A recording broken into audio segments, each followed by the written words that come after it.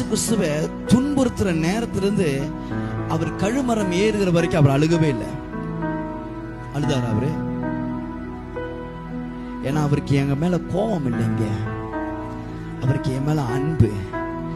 இந்த அன்புக்கு கோபப்பட தெரியாது, இந்த அன்பு சினம் கொள்ளாது. ஆமா, அவனை நேசிச்சு அவனுக்காகத்தான் பூமிக்கு வந்துச்சுங்க.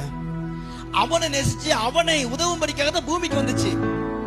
நிறைய பேர் ரொம்ப விலகி இருந்தாங்க, நிறைய பேர் கர்த்தரை விட்டு ரொம்ப விலகி இருந்தாங்க.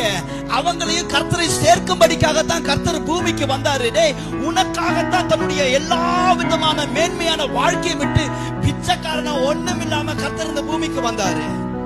உனக்காகத்தான் அவர் பூமியில வாழ்ந்து கொண்டிருந்தார், உனக்காகத்தான் பிரசங்கம் பண்ணாரு, உனக்காகத்தான் அற்புத அடையாளம் பண்ணாரு. இப்ப அவன் அடிக்கிறான், அடியும் வாங்கிட்டு அவன் மேல அவர் வருத்தப்படலைங்க.